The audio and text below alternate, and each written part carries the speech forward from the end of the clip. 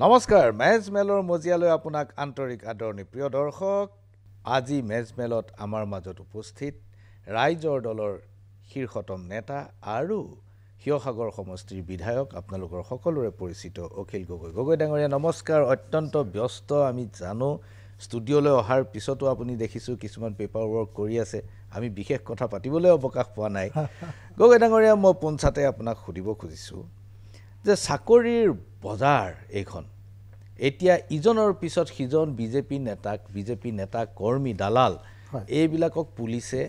থানালৈ মাতি আছে বহুতৰ কথা আমি টেলিভিছন বাতৰি কাকতত পঢ়ি আছোঁ যিসকলক এতিয়াও থানালৈ নিমন্ত্ৰণ কোট আনকোট কৰিবলৈ বাকি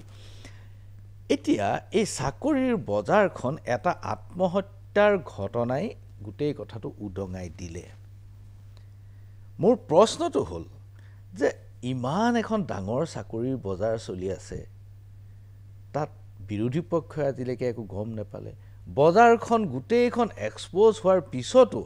আজি এই আগষ্ট মাহৰ 29 তাৰিখ আজি পৰ্যন্ত বিৰোধী পক্ষৰ কোনো প্ৰতিবাদ নাই ঘটনাটো কি প্ৰথম কথাটো হ'ল যে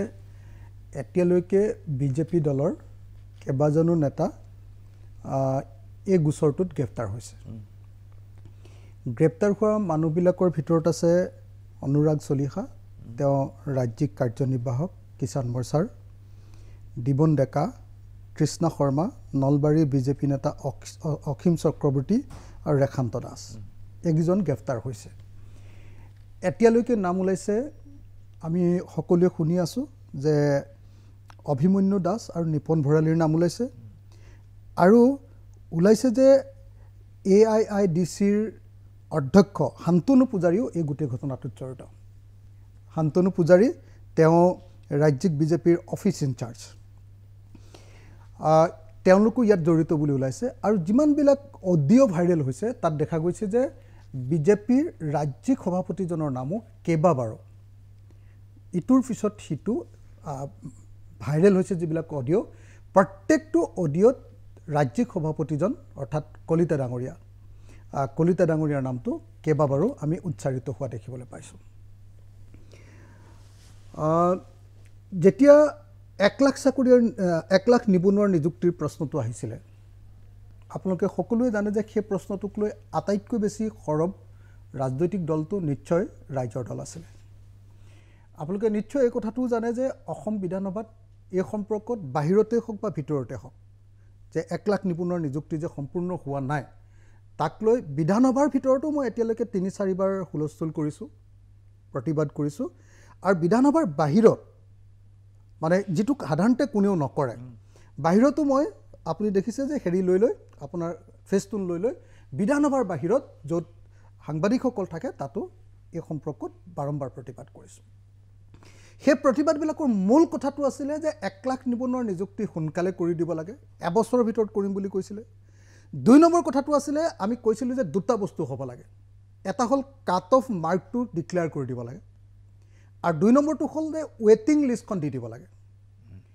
তো আৰু 3 নম্বৰ কিন্তু আটাইতকৈ গুৰুত্বপূৰ্ণ যিটো বস্তু আমি উত্থাপন কৰি আছিলোঁ যে যিবিলাক মানুহক চাকৰি দিলে এতিয়ালৈকে দিয়া মানুহৰ চাকৰিৰ তালিকাখন ঘোষণা কৰি দিব লাগে 1 নম্বৰ হ'ল কাট অফ মাৰ্ক হয় 2 নম্বৰ হ'ল ৱেটিং লিষ্ট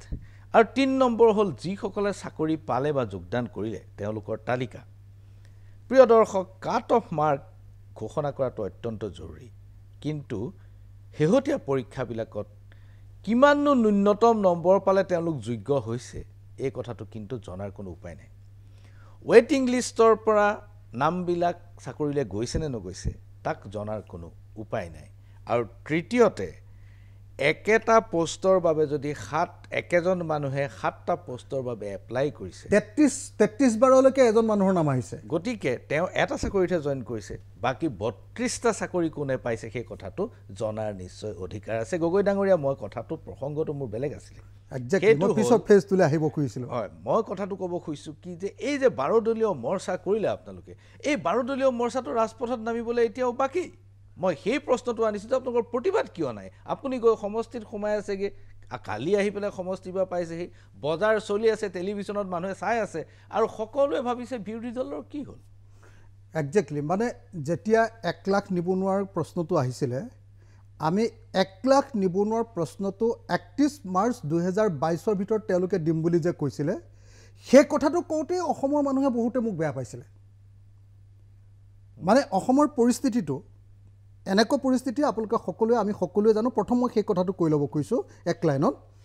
যে অসমত এনেকুৱা ধৰণৰ এক পৰিস্থিতিৰ সৃষ্টি কৰি দিয়া হৈছে যে চৰকাৰৰ বিৰুদ্ধে সমালোচনা চৰকাৰৰ বিৰুদ্ধে মাত মতা বা প্ৰশ্ন কৰা বা প্ৰতিবাদ কৰাটো দূৰৰে কথা যদি কোনোবাই এটা বিষয়টো মাত মাতে তেতিয়াহ'লেও সেইটো উন্নয়ন বিৰোধী বুলি এতিয়া তেওঁৰ ওপৰত ষ্টাম্প লগাই দিয়া হয় মই ভাবোঁ যে গোটেই দুটা বস্তু আছে এটা হ'ল কা আন্দোলনৰ পাছত কা আন্দোলনটোৱে সাংঘাতিক ধৰণে অসমীয়া মানুহক হতাশগ্ৰস্ত কৰি থৈ গুচি গ'ল সঁচা কথা ক'বলৈ গ'লে আজিৰ দিনটোত ময়ো কা আন্দোলনৰ ট্ৰমাটোৰ পৰা মই নিজকে এতিয়ালৈকে বচাব পৰা নাই মুক্ত কৰিব পৰা নাই আজিৰ দিনটোতো মই মাজে মাজে একদম মেলাংকলিক হৈ পৰোঁ হতাশ হৈ পৰোঁ মানে নিজে কেতিয়াবা ভাবোঁ যে কি হৈ গ'ল ইমান ডাঙৰ অপাৰ সম্ভাৱনাৰ আন্দোলন এটা কেনেকৈ ধ্বংস হৈ গ'ল সেই আন্দোলনটোৱে সৃষ্টি কৰি দিয়া পৰিৱেশটোক কেনেকৈ শাসক দলে তেওঁলোকৰ হাতলৈ নিলে আৰু আমাৰে কিছুমান মানুহে কেনেকৈ সেইটোৰ পৰিৱেশ সৃষ্টি কৰি দিলে যি সময়ত আমি গোটেই চৰকাৰখনক জবাবদিহি কৰা চৰকাৰখনক একদম ভাঙি দিব পৰা চৰকাৰখনক পদত্যাগ কৰিবলৈ বাধ্য কৰিব পৰা পৰিস্থিতি আহিছিলে সেই সময়ত হেতুটো আমি নকৰিলোৱে ৰাজনৈতিক দলবিলাকটো আঁতৰিয়ে থাকিল বাকি যিবিলাক আমি সংগঠন আছিলোঁ আমাকতো আৰু বেনেই কৰি পেলালে আপোনালোকে জানে কি পৰিস্থিতি কৰিলে এনআই একদম আন্তঃৰাষ্ট্ৰীয় সন্ত্ৰাসবাদীক লগোৱা এনআইয়ে লগাই দিলে তাৰপিছত বাকীবিলাকেও নকৰাৰ পাছত তাতকৈ ডাঙৰ কথা যে তাৰ পৰৱৰ্তী সময়ত আকৌ ইলেকশ্যনটোতো আকৌ বিজেপি দলে জিকিলে 2021 চনৰ নিৰ্বাচনটো ইয়াৰ পাছত আচলতে কোনো চিৰিয়াছ মানুহে অসমৰ ৰাজনীতিত এনেকৈ খোপনি পুতি প্ৰতিবাদ কৰাৰ যিটো ফ্লো আহিব লাগে সেই ফ্লোটো অহা নাই সেই পৰিৱেশটো নোহোৱা হৈ গ'ল এইটো এক নম্বৰ এই পৰিৱেশটো নোহোৱা হোৱাৰ কাৰণ কি কৈ ল'লে ভাল হ'ব আৰু দুই নম্বৰ বস্তুটো হ'ল যে চৰকাৰখনে একদম মেডিয়া বোলা বস্তুটো কমপ্লিটলি নিজৰ কব্জালৈ লৈ গ'ল মানে এতিয়া প্ৰতিবাদ কৰিলোঁ ধৰক মুখ্যমন্ত্ৰী পৰিয়ালৰ এতিয়াতো মেডিয়াতে এতিয়া ওলাইছে লাহেকৈ মুখ্যমন্ত্ৰী পৰিয়ালৰ কেলেংকাৰীৰ কথা যদি উলিয়ালোঁ কয়লা চিণ্ডিকেটৰ কথা যদি আমি উলিয়ালোঁ তেতিয়াহ'লে সেই প্ৰশ্নবিলাক ক'বৰ কাৰণে পৃথিৱীৰ কোনো ঠাইতে কোনো জাগা নাই তাৰ ফলস্বৰূপে ছ'চিয়েল মিডিয়াত বা সৰু এটা পৰ্টেলত আপোনাৰ বস্তুটো যায় কিন্তু জনগণৰ মাজলৈ নাযায় এতিয়া লাহেকৈ পৰিৱেশ এটা আহিছে যে মিডিয়াবিলাকেও লাহে লাহে প্ৰশ্নবিলাক ক'বলৈ আৰম্ভ কৰিছে প্ৰশ্ন কৰিবলৈ আৰম্ভ কৰিছে তথ্যবিলাক উদঙাই দিবলৈ ধৰিছে কিন্তু মই ভাবোঁ যে ৰাজনৈতিক দলবিলাক আৰু সংগঠনবিলাকে আগৰ যিটো ঝাটকা পাই থৈছিলে সেই ঝাটকাৰ পৰা এতিয়াও মুক্ত নহয় চিএৰ ঝাটকাটোৰ পৰা এতিয়াও মুক্ত হোৱা নাই এক নম্বৰ কথা দুই নম্বৰ তাতকৈ আৰু এটা ইম্পৰ্টেণ্ট কথা বুলি মই ভাবোঁ সেইটো হ'ল যে দলবিলাক মানে একেবাৰে এই সময়খিনিত চিএ তাৰপিছত আপোনাৰ কি কয় আপোনাৰ এইটো কি কয় এই বেমাৰটো কি কয় আপোনাৰ ক'ভিড তাৰপিছত আপোনাৰ অৰ্থনৈতিক যিটো দুৰৱস্থা আছিলে এই পৰিস্থিতিৰ পাছত আচলতে দলবিলাকৰ কাঠামোবিলাক বিৰোধী দলবিলাকৰ কাঠামোবিলাক সাংঘাতিক ধৰণে আঘাতপ্ৰাপ্ত হৈছিল সেইটো দুই নম্বৰ কথা আৰু তিনি নম্বৰ কথা মই আৰু এটা কথা ভাবোঁ যে এই গোটেইবিলাক বিষয় সকলো মইতো কৈ আছোঁ আপোনালোকে নিশ্চয় লক্ষ্য কৰি আছে যে অসমৰ বিৰোধী ৰাজনৈতিক দলবিলাকে খুব চিৰিয়াছ ইছ্যুবিলাককো এতিয়ালৈকে ধৰিব পৰা নাই বুলি আনকি মই সমষ্টি পুনৰ নিৰ্ধাৰণৰ প্ৰশ্নবিলাকো কৈছিলোঁ মই এই প্ৰশ্নটো আহিম মানে এই প্ৰশ্নবিলাক ধৰিব নোৱাৰা অন্য এটা কথা আছিলে যে মুখ্যমন্ত্ৰীজন নিজেই মুখ্যমন্ত্ৰীজনে সাংঘাতিক ধৰণে মেনিপুলেট কৰিব পাৰে নহয় মই এটা প্ৰশ্ন কৰিব খুজিছোঁ গগৈ ডাঙৰীয়া যে আপুনি কৈছে যে অমুক বিষয়বোৰ আমি আনো কিন্তু সংবাদ মাধ্যমত নোলায় আৰু সৰু এটা পৰ্টেলত ওলাই জনগণৰ মাজলৈ গুচি নাযায় আংশিকভাৱে কথাটো ময়ো মানি লওঁ একেবাৰে তেতিয়ালৈকে আজি এই কেইদিনমানৰ এইটো অকল অসমৰ নহয় সমগ্ৰ ভাৰতবৰ্ষৰ পৰিস্থিতি এটা একাংশ মিডিয়াক তেওঁলোকে নিয়ন্ত্ৰণলৈ লৈ আহিছে এই কথাটো সঁচা মই কথাটো মানি নোলোৱা নহয় কিন্তু গগৈ ডাঙৰীয়া এটা কথা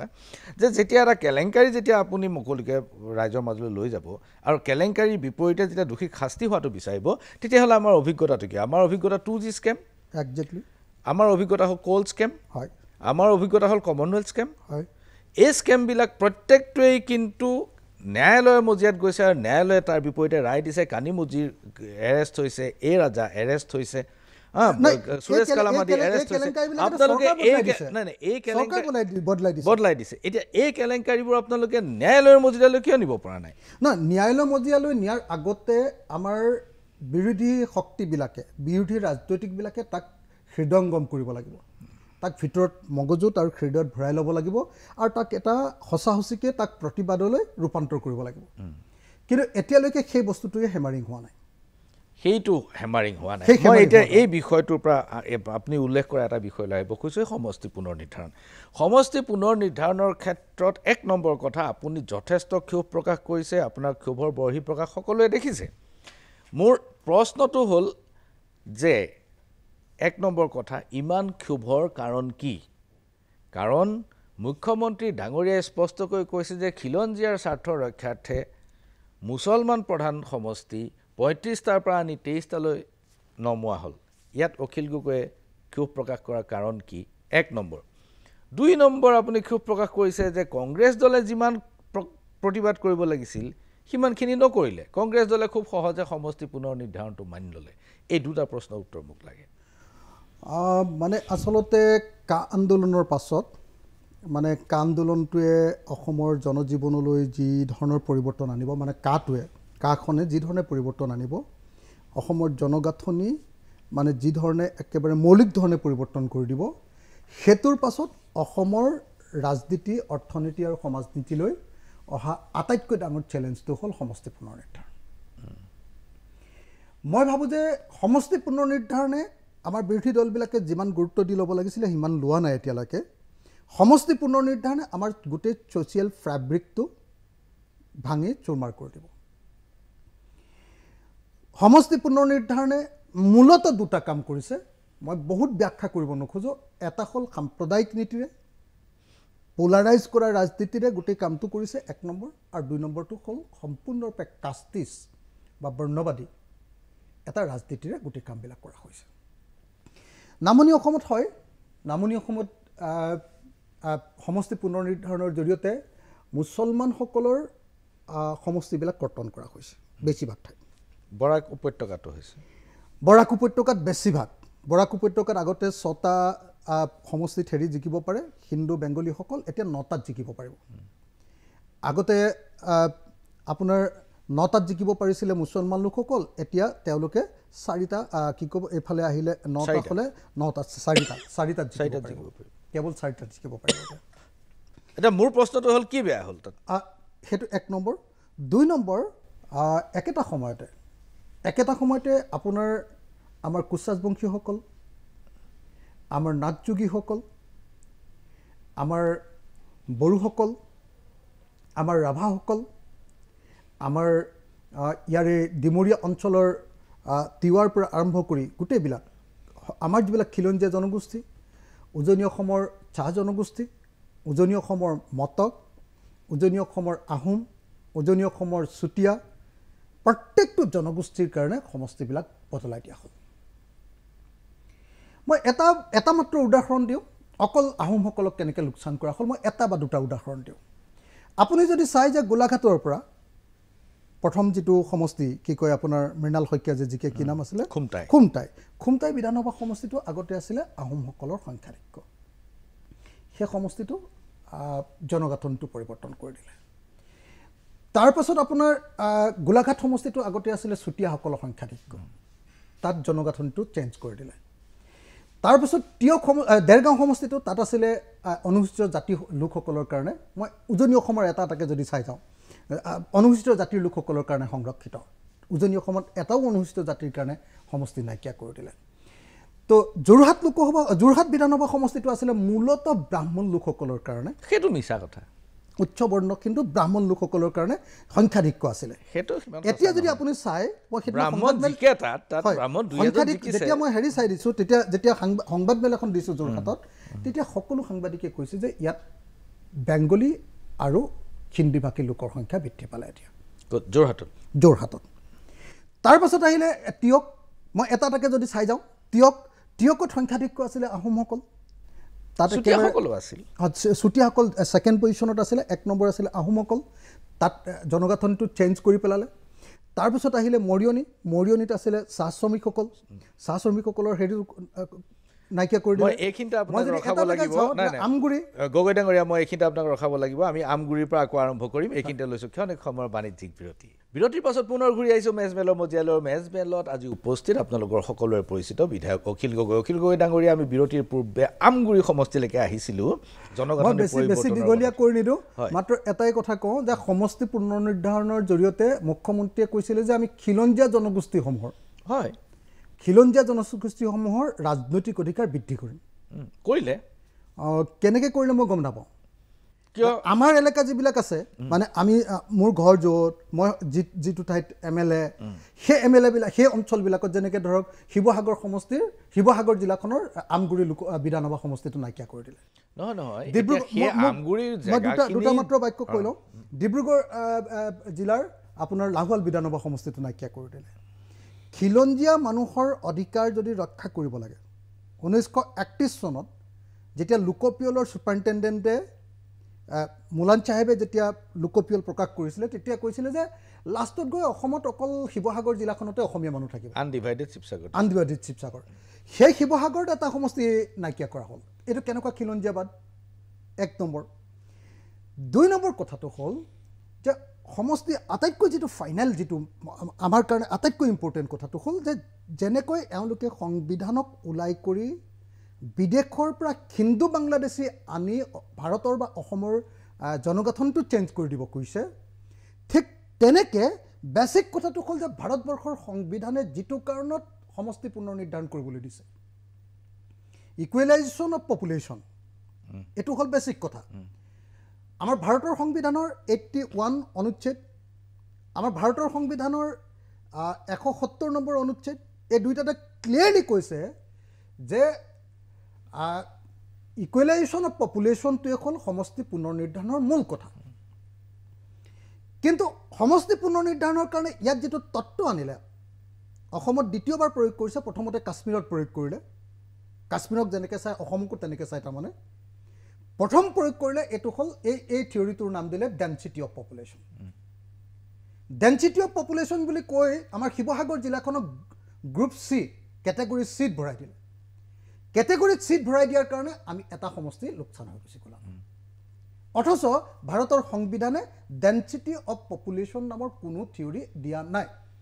এতিয়া ডেনচিটি অফ পপুলেশ্যন কৰাৰ ফলস্বৰূপে কি হ'ল জানেনে ডেনচিটি অফ পপুলেশ্যন কৰাৰ কাৰণে য'ত সমষ্টিবিলাকত জনসংখ্যা সমানুপাতিকভাৱে বিতৰণ কৰিব লাগে বুলি কৈছিলে তাত লোকসভা সমষ্টি যদি চায় তেতিয়াহ'লে আপোনাৰ ডিফু লোকসভা সমষ্টিটোত 10 লাখ মানুহ 10,01,390 জন পপুলেশ্যন থাকিল আৰু ধুবুৰী লোকসভা সমষ্টিটোত কিমান থাকিল জানেনে 27,70,635 জন নাই পাহাৰীয়া জিলাত এনেও জনসংখ্যা কম পূৰ্বৰে পৰাই জনসংখ্যা কম নহয় কিন্তু সমষ্টি পুনৰ্নিৰ্ধাৰণৰ যি সময়ত শিৱসাগৰত 10 লাখ আছিল সেই সময়ত ডিফুত 7 লাখ বা 6 লাখ আছিলে মই কথাটো কৈ লৈছোঁ সেইটোৰ ওপৰত ভিত্তি কৰি সমষ্টি পুনৰ্নিৰ্ধাৰণ নহয় সমষ্টি পুনৰ্নিৰ্ধাৰণ হ'ল equalisation of population equal distribution of population ঠিক আছে যদি আপুনি ইকুৱেল ডিষ্ট্ৰিবিউশ্যন কৰিবলৈ যায় কাৰ্বি আংলঙৰ লগত তেতিয়াহ'লে সমতলৰ কোনোবা অংশ জড়িত কৰিব লাগিব আপুনি ডেফিনেটলি অকণমান জড়িত কৰি দিলেই হ'লহেঁতেন আমাৰ তেতিয়া তেওঁলোকৰ পপুলেশ্যনৰ তেতিয়া তেওঁলোকৰ যিটো অধিকাৰ সেইটোত ব্যাঘাত হ'ব যিটো চিডুল ট্ৰাইবৰ কাৰণে ৰিজাৰ্ভ আছে কোনো পধ্যে নহয় অকল ডিফু সমষ্টিৰ কথাটো বাৰু আপুনি ট্ৰাইবেল বুলি ক'লে বাকী সমষ্টিকেইটাৰ ক্ষেত্ৰতো একে আৰু কেতিয়াও ডিফাৰেঞ্চটো কেতিয়াও 17 লাখ হ'ব নোৱাৰে 10 লাখ আৰু 27 লাখ 17 লাখৰ ডিফাৰেঞ্চ 17 লাখতকৈ বেছি ঠিক তেনেকৈ বিধানসভা সমষ্টিৰ ভিতৰতো আমৰি বিধানসভা সমষ্টিটোত 1,04,727 জন আৰু দক্ষিণ আলমৰা মানকাছাৰ সমষ্টিটোত 3,06,397 জন তাৰমানে 2,02,000 জনসংখ্যাৰ ডিফাৰেঞ্চ এই যিটো তত্ত্ব ঠিক আছে মুছলমানক মাৰিবৰ কাৰণে এই তত্ত্ব আনিলে এই তত্ত্ব আনি যে আমাৰ শিৱসাগৰকো মাৰি দিলে এই তত্ত্ব আনি যে লাহোৱালকো মাৰি দিলে ডিব্ৰুগড়কো এই তত্ত্ব আনি যে আহোমকো মাৰিলে এই তত্ত্ব আনি যে চাহ জনগোষ্ঠীকো মাৰিলে এই তত্ত্ব আনি চুতীয়া জনগোষ্ঠীকো মাৰিলে এই তত্ত্ব আনি মটক জনগোষ্ঠীকো মাৰিলে এই তত্ত্ব আনি ব্ৰাহ্মণসকলকো মাৰি দিলে এই তত্ত্ব আনি আমাৰ তিৱাসকলকো মাৰি দিলে এই তত্ত্ব আনি অনুসূচিত জাতিৰ জনগোষ্ঠীৰ মানুহবিলাককো কৰি দিলে কি কৰি দিলে তেওঁলোকে কৰি দিলে যে এই তত্ত্বৰ জৰিয়তে বাঙালী হিন্দুসকলৰ ৰাজনৈতিক অধিকাৰ বৃদ্ধি কৰি দিলে সেইটো আগতে ভৱিষ্যতে তেওঁলোকে জিকিব পাৰিছিলে গোটেই অসমত 6-2-8টা সমষ্টিত তাতে বৰাক উপত্যকাত 6টা ব্ৰহ্মপুত্ৰ উপত্যকাত 2টা 8টা সমষ্টিত জিকিব পাৰিছিলে এতিয়া 23টাৰ পৰা 24টা সমষ্টিত তেওঁলোকক জিকিব পৰাৰ ব্যৱস্থা গ্ৰহণ কৰি দিয়া হৈছে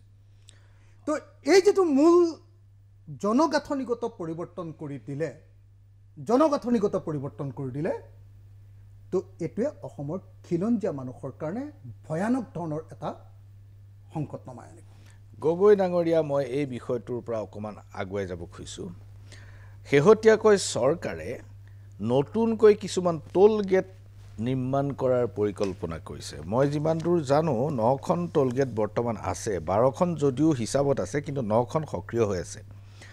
এতিয়া 27খনলৈ বৃদ্ধি কৰিব খুজিছে আৰু ইতিমধ্যে 5খন টোল গেট সাজু হৈ গৈছে এতিয়া এই যে টোল গেটবোৰ নিৰ্মাণ কৰিব ইয়াৰ কেনেকুৱা হ'ব পৰিস্থিতিটো 27খন টোল গেট সদিয়াৰ পৰা ধুবুৰীলৈকে এটো এটা কেনেকুৱা ধৰণৰ পৰিবেশ হ'বগৈ পাৰে মানে যদি 27খন মই 3 এপ্ৰিল 2023 তাৰিখৰ দিনা এটা প্ৰশ্ন সুধিছিলোঁ অসম বিধানসভাত তাতে প্ৰথমবাৰ ওলাই গৈছিলে যে অসমত মুঠতে 27খন টোল গেট প্ৰস্তাৱ কৰা হৈছে আৰু তেতিয়া লোক নিৰ্মাণ বিভাগে কৈছিলে যে কেন্দ্ৰীয় চৰকাৰে অনুমোদন দিলে আমি এই 27খন আৰম্ভ কৰিম তেওঁলোকে এই বাক্যটো তাতে লিখি দিছে মোক লিখিতভাৱে প্ৰশ্নটো উত্তৰ দিছে অসমৰ পিডব্লিউডি ডিপাৰ্টমেণ্টে এতিয়া যদি 27খন টোল গেট নহয় এতিয়া যিখন 18খন টোল গেট হয় তেতিয়াহ'লে অসমৰ তিনচুকীয়া জিলালৈ এখন গাড়ী গ'লে 10 টন যদি মাল লৈ যায় তেতিয়াহ'লে সেই ট্ৰাকখনে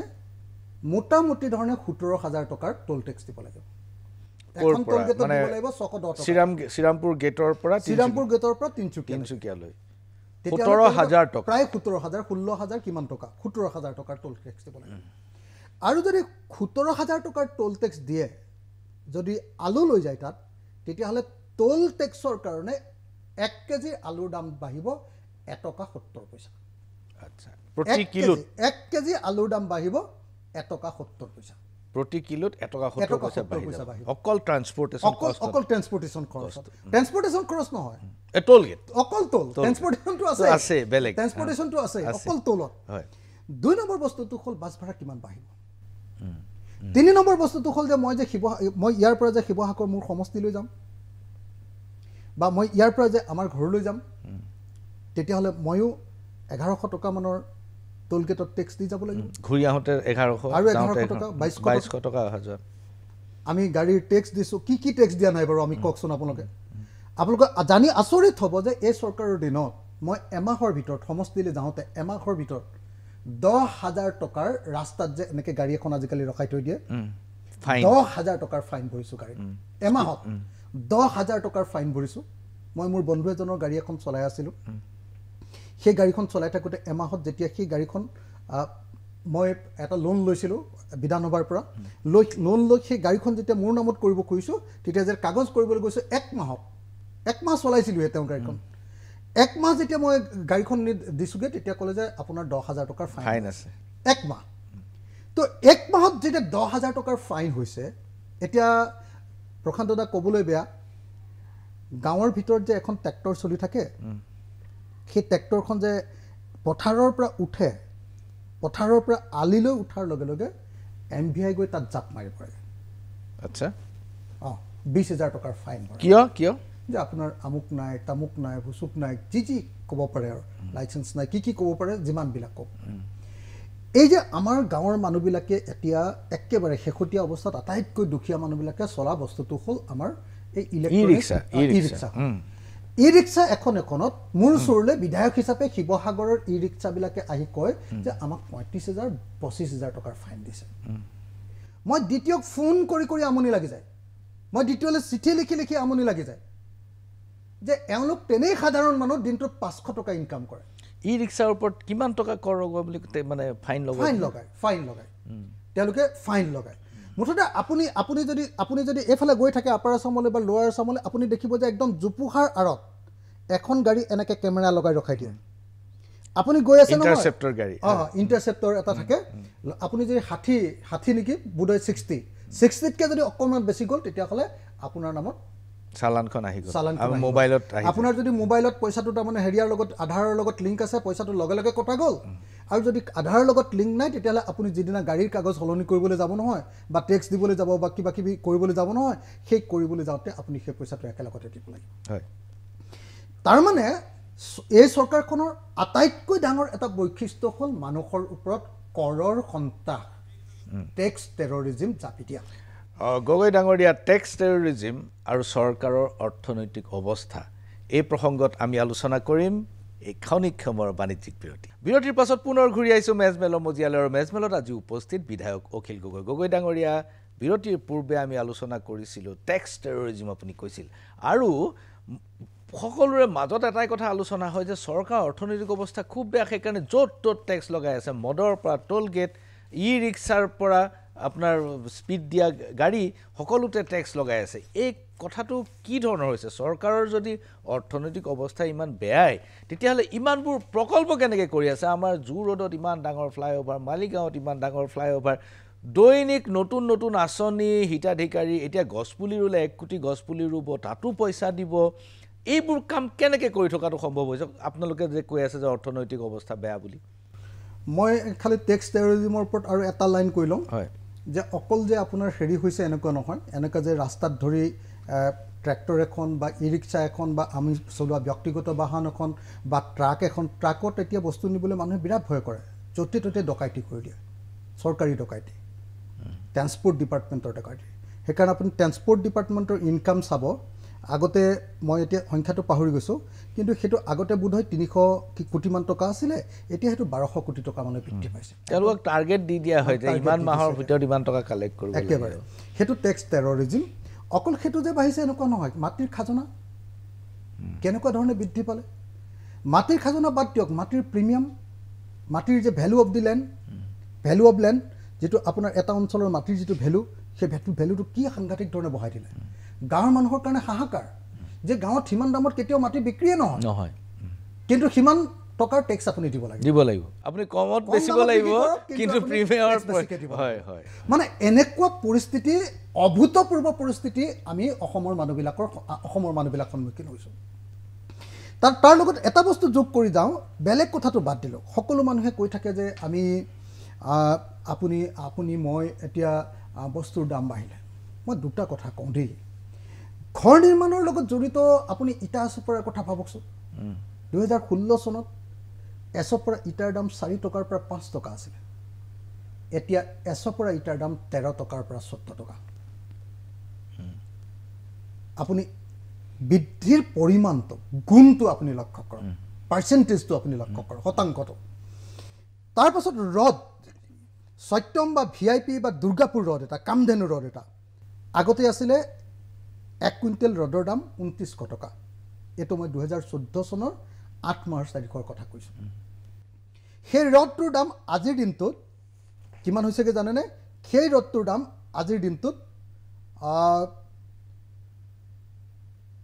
8000 টকা 8000 টকালৈকে বৃদ্ধি পাইছে তাৰমানে 2800 টকাৰ পৰা প্ৰায় 8000 এটো অলপ ভেৰি কৰে সিজনত 8000 টকালৈকে হয় অফ সিজনত 6500 টকালৈকে 9 বছৰত এটো ডেভেলপমেন্ট হৈছে 2900 টকা ৰড আহি 8000 হৈছে হয় তেনেকৈ আপুনি দেখিব যে সিমেন্ট টপসেম বা ডালমিয়া বা ষ্টাৰ সিমেন্ট যেটো আছিল 300 টকা সেই 300 টকীয়া সিমেন্টটো গৈ আজিৰ দিনটোত 550 টকালৈ বৃদ্ধি পালে 500 পৰা 550 টকা এটো এখন সিমেন্টৰ ৰেট এতিয়া মানে ইমান বেছি বৃদ্ধি পাইছে বস্তুৰ দাম যে কোনো সাধাৰণ মানুহৰ কাৰণে আমি জীয়াই থকাটো কেতিয়াও সম্ভৱপৰ নহয় মানুহৰ জীৱনৰ খৰচটো এনেকুৱা ধৰণে বাঢ়ি গৈছে যে নিজে ইনকাম কৰি খোৱা যিবিলাক মানুহ শ্ৰম কৰি খোৱা মানুহ যিবিলাক ব্যৱসায় কৰি খোৱা মানুহ যিবিলাক সেই মানুহবিলাকৰ কাৰণে লিগেলি চলা যিবিলাক মানুহ দুই নম্বৰি থকা মানুহবিলাকৰ কথাটো বেলেগ কিন্তু লিগেলি থকা মানুহবিলাকৰ কাৰণে জীৱনটো জীয়াই ৰখাটো বহুত বেয়া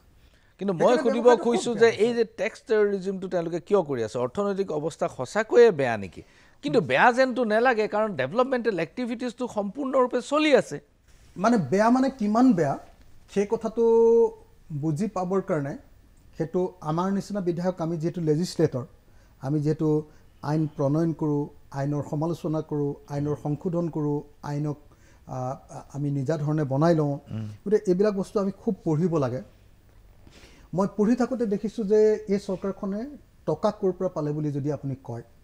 তেতিয়াহ'লে মই নিজে দেখিছিলোঁ যে 1947 চনৰ পৰা 2016 চনলৈকে চৰকাৰখনে এই সময়খিনিৰ ভিতৰত কেইবছৰ হ'বগৈ, 1947 পৰা 2016লৈকে কিমান বছৰ হ'বগৈ, এইফালে প্ৰায় আপুনি হেৰি বাদ দিয়ক, 7 বছৰ বাদ দি 75 পৰা 7 বাদ দি দিয়কচোন আপুনি। হয়, সিমান বছৰ, 75 পৰা 67 বছৰ, 67 বছৰ। 67 বছৰত অসম চৰকাৰখনে ধাৰ লৈছিলে 41,964 কোটি টকা। স্বাধীনতাৰ পৰা 2016 চনলৈকে 41,000 মানে 42,000 কোটি টকাৰ ধাৰ লৈছিলে। সৰ্বানন্দ সোণোৱালৰ চৰকাৰৰ 5 বছৰত আকৌ ধাৰ ল'লে 48,801 কোটি টকা। 67 বছৰত 42,000 কোটি টকা আৰু সৰ্বানন্দ সোণোৱালৰ দিনত 49,000 কোটি টকা, 48.8। তাৰপিছত হিমন্ত বিশ্ব শৰ্মাৰ এই 2 বছৰ আৰু 2 মাহ হৈছে, এতিয়া 2 বছৰ আৰু 2 মাহত হিমন্ত বিশ্ব শৰ্মা চৰকাৰে ধাৰ ল'লে 47,485 কোটি টকা। চৰকাৰে লোন নাই, প্ৰত্যেকটো মেজৰ কামৰ কাৰণে আপুনি লোন ল'ব লাগিব, আৰু চৰকাৰে লোন ঘূৰাই দিয়াৰ কাৰণে তেখেতলোকৰ শক্তি আছে, গতিকে ঋণ লৈছে। মানে লোন লোৱাৰ প্ৰশ্নটো তাৰ ন্যায্যতা, অন্যায্যতা, যুক্তিসংগত নে অযুক্তিসংগত, এইটোলৈ পিছত যাম। আপুনি যিটো কথা কৈছে যে পইচা ক'ৰ পৰা পাইছে, বুজিছোঁ, মই সেই প্ৰশ্নটোৰ উত্তৰ আপোনাক দিব খুজিছোঁ। আপুনি যদি চাই আজিৰ দিনটোত অসমে নিজৰ ৰেভিনিউ সংগ্ৰহৰ ক্ষেত্ৰত গোটেই ভাৰতবৰ্ষৰ 31খন ৰাজ্যৰ ভিতৰত আমি তলফালৰ পৰা 3 নম্বৰ পাইছোঁ। আমাৰ অসমৰ 2022-23 চনত অসমৰ নিজৰ ৰেভিনিউ আহৰণ হৈছিলে 29,061 কোটি টকা। মানে আপুনি 29,000 কোটি টকা আমি এবছৰত 2022-23 চনত চৰকাৰৰ দিয়া হিচাপে আমাৰ 29,000 কোটি টকা আমি কৰিছিলোঁ। কিন্তু মহাৰাষ্ট্ৰই কিমান ৰেভিনিউ, সেইটো আপুনি তুলনা কৰিব নোৱাৰে, অসমৰ লিমিটেশ্যন আছে। অকণমান কৈ দিওঁ, মই তুলনাটো আপোনালোকে চাই লওক। 29,000 কোটি টকা আৰু মহাৰাষ্ট্ৰই কৰে 2,83,600। সেইবিলাক ৰিচোৰ্চফুল ষ্টেট, তেওঁলোকৰ ৰিচোৰ্চ আছে, তেওঁলোক ডাঙৰ, এই কথাটো বেলেগ, অসমৰ লগত তুলনা নহয়। না, মই এতিয়া আপোনাক কওঁ যে মহাৰাষ্ট্ৰই 66.3% তেওঁলোকৰ খৰচো আছে, তেনেকৈ 66% তেওঁলোকে নিজৰ পৰা আহৰণ কৰে। আমি আহৰণ কৰোঁ 30%, 30.1%। গুজৰাটে তাতকৈও বেছি আহৰণ কৰে 76.03%। যি সময়ত তাৰমানে তেওঁলোকৰ ইনকাম আছে, গুজৰাটৰ ইনকাম আছে 76% ইনকাম নিজৰ, মহাৰাষ্ট্ৰৰ ইনকাম আছে 66% নিজৰ। ইনকাম কৰিবলৈ গ'লে আপোনালোকে টেক্স টেৰৰিজিম বুলি কয়। হয়,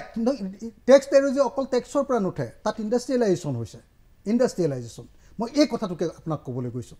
তাত বিজনেছ হৈছে, বিজনেছৰ পৰা পইচা আহে। মহাৰাষ্ট্ৰ, গুজৰাট, কৰ্ণাটকা এইবিলাক উন্নত ৰাজ্যৰ লগত আমাৰ নিচিনা ৰাজ্যৰ তুলনা নকৰিব অৰ্থনীতিত। এটা বাক্য মাত্ৰ ক'ব দিয়ক যে য'ত আমাৰ নিজৰ ৰেভিনিউ আহৰণ কৰোঁ মাত্ৰ 30%, তাত গুজৰাটে 30% মানে মূল খৰচৰ টোটেল যিটো ৰিচিপ্ট, ৰেভিনিউ ৰিচিপ্ট বুলি ৰাজহ প্ৰাপ্তি, তাৰ 30.01% আমি সংগ্ৰহ কৰোঁ নিজে,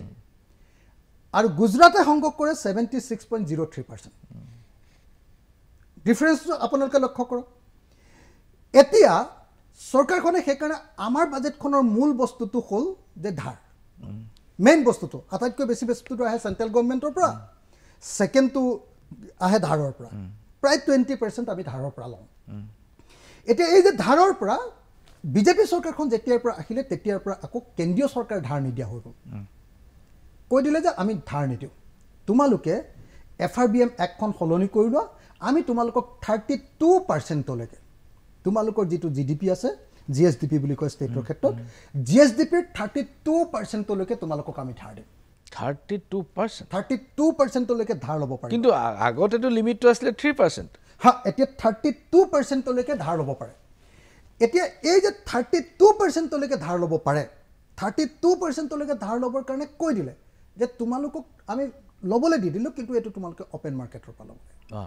ৰিজাৰ্ভ বেংকে তোমালোকক নিদিয়ে নিদিয়ে আমি চেণ্ট্ৰেল গভৰ্ণমেণ্টে আমি নিদিওঁ এটা ওপেন মাৰ্কেটৰ পৰা তোমালোকে অপেন মাৰ্কেটৰ পৰা লোৱা তাৰ ফলস্বৰূপে কি হৈ গ'ল তাৰ ফলস্বৰূপে ইণ্টাৰেষ্ট ৰেটটো সাংঘাতিক বৃদ্ধি পায় আৰু চেণ্ট্ৰেল গভৰ্ণমেণ্ট বা ৰিজাৰ্ভ বেংকৰ পৰা ল'লে লাভটো কি থাকে ইণ্টাৰেষ্ট ৰেট কম ইণ্টাৰেষ্ট ৰেট কমতকৈ মাজে মাজে আকৌ ৱেভ কৰি দিয়ে মানে লোনটো আকৌ হ'ব ৰিকুৱেষ্ট কৰিলে বা ৰিকুৱেষ্ট কৰিলে সেইটো বা উঠাই দিয়ে পৰিস্থিতিগত কাৰণত ৱেভ হৈ যায় কেতিয়াবা এতিয়া আমি যিবিলাক ঋণ লৈছোঁ এই ঋণটোৰ পৰা কেতিয়াও আমি ৱেভাৰ নাপাওঁ আমি নাপাওঁ গতিকে মই আপোনাক ক'ব খুজিছোঁ যে এই চৰকাৰখনে যিকেইটা ডেভেলপমেণ্ট কৰিছে আপুনি যিবিলাক কথা কৈ আছে সেই ডেভেলপমেণ্টকেইটাৰ কাৰণে এতিয়ালৈকে ধাৰ ল'লে মই আপোনালোকক দেখুৱালোৱে যে এতিয়ালৈকে হিমন্ত বিশ্ব শৰ্মা চৰকাৰে 2 বছৰত ধাৰ ল'লে 47,485 মানে প্ৰায় 47.5 কোটি টকাৰ 5,000 কোটি টকাৰ 47,000 কোটি 500 টকা 500 কোটি টকা 47,500 কোটি টকাৰ ধাৰ ল'লে গগৈ ডাঙৰীয়া এতিয়া মই অকণমান এইটো শেষ কৰি লওঁ যে এতিয়া কি হ'ব এতিয়া আপোনাৰ যিখন ৰাজ্যত নিবনুৱা আছে 22 লাখ যিখন ৰাজ্যত শিক্ষিত নিবনুৱা আছে 18 লাখ সেইখন ৰাজ্যত আজি ধাৰৰ ওপৰত ধাৰ আপুনি কৈছে যে তেতিয়াহ'লে হেৰি ক'ৰ পৰা বনাই আছে অভাৰব্ৰিজ হিতাধিকাৰীক দি আছে পইচা দৈনিক স্কিম নতুন নতুন লৈ আছে মাইক্ৰ' ফাইনেন্সৰ পৰা ক'ৰ পৰা দিছে তাৰমানে এই যিবিলাক খৰচ এইবিলাক কেপিটেল এক্সপেণ্ডিচাৰ নহয় এইবিলাক হ'ল আপোনাৰ ৰেভিনিউ এক্সপেণ্ডিচাৰতে গোটেই খৰচ আপুনি গছপুলি ৰুবৰ কাৰণে দিছে এইটো ৰেভিনিউ এক্সপেণ্ডিচাৰ কমিটেড এক্সপেণ্ডিচাৰটো আছে মই কমিটেড এক্সপেণ্ডিচাৰ নকওঁৱে কমিটেড এক্সপেণ্ডিচাৰ তাৰমানে দৰমহাৰ পেঞ্চনত অসমৰ গোটেই ধনবিলাকে গুচি যায় মাত্ৰ কেইটামান টকা থাকে যদিও বাজেটখন দিয়ে 1 লাখ আপোনাৰ ধৰক 20,000 কোটি টকা 1,20,000 কোটি টকাৰ ভিতৰত আচলতে 20,000 কোটি টকাহে বাজেট 1 লাখ টকাহে দৰমহা পেঞ্চন অকল দৰমহা পেঞ্চন অকল 20,000 কোটি টকাৰ কাম এই 20,000 কোটি টকাটো ক'ত খৰচ কৰিছে আপুনি চাব দেই এই চৰকাৰখনে খৰচ কৰিছে আপোনাৰ হেৰিয়াৰ কাৰণে 1 নম্বৰটো হ'ল এই কি কয় এইটো অভাৰব্ৰিজ বনাবৰ কাৰণে 2 নম্বৰটো হ'ল এই ৰিভাৰ ফ্ৰণ্ট কিছুমান প্ৰজেক্টৰ কাৰণে এইবিলাকক ডাঙৰ ডাঙৰ দিল্লীৰ লগত সম্পৰ্ক থকা ঠিকাদাৰবিলাক স্মাৰ্ট চিটি আগৰ পইচা আহি আছে ৰিভাৰ ফ্ৰণ্টৰ 3 নম্বৰটো হ'ল আপোনাৰ আপোনাক ক'ব খুজিছোঁ যে ডিচি অফিচবিলাক ৰিন'ভেট কৰিবৰ কাৰণে আপুনি দেখিছে যে পুৰণা ডিচি অফিচবিলাক চব মানে বদলাই দিছে আমাৰ ইয়াত যে ডিচি অফিচটো আমাৰ কোৰ্টবিলাক যে বদলাই আছে সেইবিলাকত খৰচ কৰিছে যিমানবিলাক মেজৰ ইনভেষ্টমেণ্ট কৰিছে আটাইবিলাকে হ'ল ৰেভিনিউ এক্সপেণ্ডিচাৰ এইখিনিতে লৈছোঁ ক্ষণিক সময়ৰ বাণিজ্যিক বিৰতি চাই থাকক মেজমেল বিৰতিৰ পাছত পুনৰ ঘূৰি আহিছোঁ মেজমেলৰ মজিয়ালৈ আৰু মেজমেলত আমাৰ মাজত উপস্থিত বিধায়ক অখিল গগৈ ডাঙৰীয়া ৰাজনৈতিক প্ৰশ্ন ইণ্ডিয়া এলায়েন্সত আপুনিও আছে লুৰিণজ্যোতি গগৈ আছে এতিয়া ইণ্ডিয়া এলায়েন্সত আম আদমি পাৰ্টীয়ে প্ৰথমতে এটা গণ্ডগোল লগালে তাৰপিছত তেওঁলোক সৈমান হ'ল অৰ্ডিনেন্সৰ ক্ষেত্ৰত সকলোৱে সমৰ্থন কৰিলে এতিয়া আকৌ আম আদমি পাৰ্টীয়ে কৈছে যে নহয় বিহাৰত আমি কণ্টেষ্ট কৰিম নীতিশ কুমাৰ চৰকাৰক এতিয়া এই ধৰণে এলায়েন্সটোত এটা মানে ব্যাঘাত নহ'বনে মই মানে আম আদমি পাৰ্টি সম্পৰ্কে মোৰ আটাইতকৈ ডাঙৰ সমালোচনা এটাই আছে মই সদায় কৈ থাকোঁ যে আম আদমি পাৰ্টীয়ে যদি 2024 চনত সকলো বিৰোধী দলৰ লগত ঐক্যবদ্ধভাৱে খেলে তেতিয়াহ'লে আম আদমি পাৰ্টীৰ প্ৰতি মই এটা বাক্যও সমালোচনা নকৰোঁ আম আদমি পাৰ্টি নিজে কৈ আছে তেওঁলোকৰ লিডাৰবিলাকে কৈ আছে যে 2024 চনত যদি বিজেপি জিকে দেশত হয়তো আৰু ভৱিষ্যতে ইলেকশ্যন বহুদিন নহ'বই আৰু আমাৰ দেশৰ সংবিধান বদলি হৈ যাব আমাৰ দেশৰ গণতান্ত্ৰিক চৰিত্ৰ বদলি হৈ যাব আৰু আমাৰ দেশৰ মানুহবিলাকে এটা নতুন যুগ কিহৰ যুগ মানে গণতান্ত্ৰিক যুগৰ পৰিৱৰ্তে চৈৰাতান্ত্ৰিক যুগ এটা এককেন্দ্ৰিক ব্যৱস্থা এটাৰ পিনে সম্পূৰ্ণৰূপে গুচি যাব গতিকে আম আদমি পাৰ্টিক মই এটাই বিনম্ৰভাৱে আহ্বান জনাওঁ যে বাকী যি এইবিলাকতো দৌৰাদৌৰি ৰাজনীতিত থাকিবই দেই আমুকত খেলিম আমুকত নেখেলিম এইবিলাক কথা ক'বই সববিলাক কৈ থকাৰ মাজেদি কিন্তু 2024 চনত আমি সকলোৱে একেলগে খেলিব লাগিব 2024 চনত যদি আমি সকলোৱে একেলগতে নেখেলোঁ তেতিয়াহ'লে অৰবিন্দ কেজৰিৱালে যে প্ৰধানমন্ত্ৰী হ'ম বুলি ভৱিষ্যতে ভাবিছে এইটো আৰু জীৱনত নহ'বগৈ নৰেন্দ্ৰ মোদী ডাঙৰীয়া নমৰালৈকে হয়তো প্ৰধানমন্ত্ৰী হৈ থাকিব গতিকে যদি আজিৰ দিনটোত আমি যদি সংবিধানক বচাব লাগে আজিৰ দিনটোত স্বৈৰতন্ত্ৰৰ পৰা হিটলাৰিজিমৰ পৰা যদি দেশক বচাব লাগে গণতন্ত্ৰক বচাব লাগে আজিৰ দিনটোত যদি আমাৰ দেশৰ অৰ্থনীতি দেখি বিদেশী কোম্পানীক বিক্ৰী দিয়াৰ পৰা বচাব লাগে আজিৰ দিনটোত যদি আমি মূল্যবৃদ্ধিৰ পৰা জনতাক ৰক্ষা কৰিব লাগে আজিৰ দিনটোত যদি সঁচাকৈ টেক্স টেৰৰিজিমৰ পৰা বিজনেছক বচাব লাগে তেতিয়াহ'লে আমি কিন্তু যিকোনো পৰিস্থিতিত হ'লেও ঐক্যবদ্ধভাৱে 2024টো খেলিব। গগৈ ডাঙৰীয়া, মই আহিব খুজিছোঁ ন্যায়পালিকাৰ প্ৰসংগলৈ। শেহতীয়া কেইটামান ঘটনাই আমাক অলপ হতচকিত কৰিছে। ইমান দিন গোচৰ চলিল, ৰাকেশ পাল মুক্ত হৈ গ'ল। ইমান দিন গোচৰ চলিল 1000 কোটি টকীয়া কেলেংকাৰীত কি খান এইবিলাক চব মুক্ত হৈ গ'ল, মোহিত হোজাই এইবিলাক চব মুক্ত, RH খান এইবিলাক চব মুক্ত হৈ গ'ল। ইমান দিন গোচৰ চলিল, ধেমাজি কাণ্ডক আমি কাকো দোষাৰোপে কৰিব নোৱাৰিলোঁ। ঘটনাটো কি হৈছে ন্যায়পালিকাত? নে পুলিচে গণ্ডগোলটো কৰিছে, য'ত ইনভেষ্টিগেটিং এজেঞ্চিয়ে গণ্ডগোলটো কৰিছে, নে ন্যায়পালিকাত কিবা এটা গণ্ডগোল হৈছে? মই দুটা গণ্ডগোল বুলি ভাবোঁ। এটা হ'ল, 1 নম্বৰ কথাটো হ'ল যে ধেমাজি কাণ্ড আৰু উত্তৰ কাছাৰ কেলেংকাৰী, এই দুটাত পুলিচৰ গণ্ডগোল। অসম চৰকাৰে আচলতে হস্তক্ষেপ কৰি দুৰ্বল চাৰ্জশ্বীট, যিজন মানুহ অসমৰ মুখ্যমন্ত্ৰী, তেওঁ নিজৰ বিৰুদ্ধে থকা চাৰ্জশ্বীটে কোৰ্টৰ পৰা আৰু থানাৰ পৰা নাইকিয়া কৰি দিছিলে। সেই মানুহজনৰ দিনতো যিকোনো ধৰণৰ মেনিপুলেশ্যন হ'বই পাৰে। তেওঁ মন্ত্ৰী হোৱাৰ সময়তেই যি সময়ত থানাৰ পৰা চাৰ্জশ্বীট নাইকিয়া হৈ যাব পাৰে, কোৰ্টৰ পৰা কাগজ নাইকিয়া হৈ যাব পাৰে, তেওঁৰ দিনত য'ত উত্তৰ কাছাৰ কেলেংকাৰীটো তেওঁকো অভিযুক্ত বুলি আপোনাৰ অভিযোগ উত্থাপন হৈছিলে। সেইটো কোৱা কথা, সেইটো অভিযোগ উত্থাপন নহয়। তৰুণ গগৈ ডাঙৰীয়াই কি কৈছিলে? তৰুণ গগৈ ডাঙৰীয়াই কৈছিলে যে হিমন্ত বিশ্ব শৰ্মাক বচাইছোঁ উত্তৰ কাছাৰ কেলেংকাৰীৰ পৰা মই। সেইটো মই শুনা নাই। একদম ক্লিয়াৰলি তেওঁ কৈছিলে যে ক'ত উত্তৰ কাছাৰ কেলেংকাৰী, হয়, গোটেই সংবাদ মাধ্যমতে মানে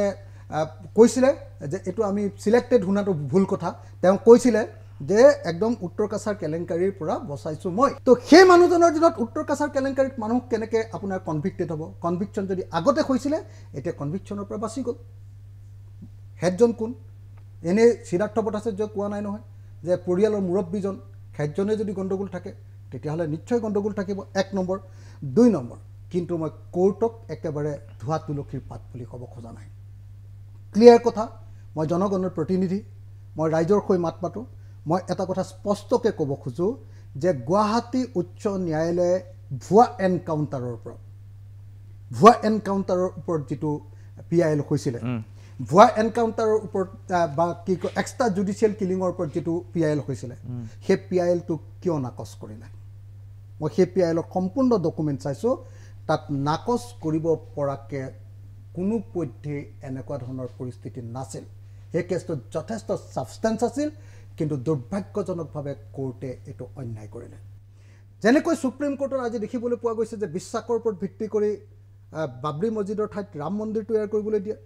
যেনেকৈ ৰাফেল গোচৰৰ ক্ষেত্ৰত চৰকাৰক ৰেহাই দিয়াৰ ব্যৱস্থা কৰা হৈছে,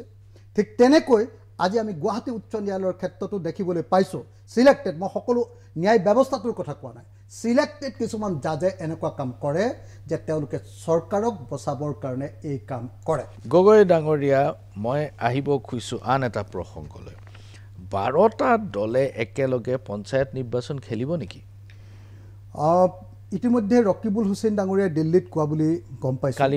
কালি কোৱা বুলি শুনিছোঁ, আৰু এইটোক একদম স্বাগতম জনাইছোঁ। বিজেপি চৰকাৰে পঞ্চায়ত ইলেকশ্যনটোক অলপ বেলেগ ধৰণৰ কৰি পেলাব খুজিছে। মানে হিমন্ত বিশ্ব শৰ্মাই তেওঁৰ ৰাষ্ট্ৰীয় নেতা হ'ব খোজে। উত্তৰ প্ৰদেশত কেইদিনমানৰ আগতে পঞ্চায়ত নিৰ্বাচনত খুব ভাল কৰিলে, গতিকে এতিয়া অসমত যদি ভাল কৰিব নোৱাৰে তেওঁৰ পৰিস্থিতি বেয়া হ'ব। সেইকাৰণে তেওঁ একেবাৰে ৰাজনৈতিক দলটো নাইকিয়াই কৰি দিব খুজিছে পঞ্চায়তৰ লগত। তাৰমানে চিম্বল নহ'ব, যে জিকিব, তাৰপিছত কি কৰিব, প্ৰধানমন্ত্ৰীক মাতি আনিব, আপোনাৰ খানাপাৰাত হেৰি হ'ব, চব পঞ্চায়তৰ প্ৰেচিডেণ্টবিলাক এদিনত যি জিকিব চব আহিব, চৰকাৰ হৈ গ'ল নহয় তেতিয়া, চৰকাৰৰ মানুহ তো আহিলে, তাৰপিছত চববিলাক বিজেপি। এইটো কৰিব খুজিছে। এতিয়া তেনেকুৱা পৰিস্থিতিত মই ভাবোঁ যে আমি 12 দলীয় মৰ্চাই আচলতে ঐক্যবদ্ধভাৱে পঞ্চায়ত নিৰ্বাচন আমি খেলা উচিত। মই ৰকিবুল হুছেইন আৰু কংগ্ৰেছ দলৰ এই প্ৰস্তাৱক পূৰ্ণ সমৰ্থন দিছোঁ, আৰু ঐক্যবদ্ধভাৱে পঞ্চায়ত নিৰ্বাচন খেলি আমি বিজেপি, সাম্প্ৰদায়িক আৰু ফেচিবাদী এই বিজেপি, জনগণ বিৰোধী এই বিজেপিক, যি আমাক মাধমাৰ দি দিছে গোটেই জনতাক, সেই বিজেপিক আমি পৰাভূত কৰিব লাগিব। আচ্ছা গগৈ ডাঙৰীয়া, আপুনি বিধায়ক, আৰু বিধায়ক হৈ আপুনি তৃণমূল পৰ্যায়ত হৈ থকা ঘটনা অথবা যিবিলাক চৰকাৰৰ যিবিলাক উন্নয়নমূলক কাম কাজ, এইবিলাক আপুনি দেখি আছে কি ধৰণে হয় কামটো। মোৰ মনত আছে অসমৰ প্ৰাক্তন অধ্যক্ষ হিতেন্দ্ৰনাথ গোস্বামী, তেখেত যেতিয়া বিৰোধী পক্ষত আছিল, তেতিয়া কংগ্ৰেছ দলৰ চৰকাৰ আছিলে, তেতিয়া বিৰোধী পক্ষৰ বিধায়ক হিচাপে হিতেন্দ্ৰনাথ গোস্বামীয়ে বিধানসভাত এইটো অভিযোগ আনিছিল যে এইখন 3% চৰকাৰ,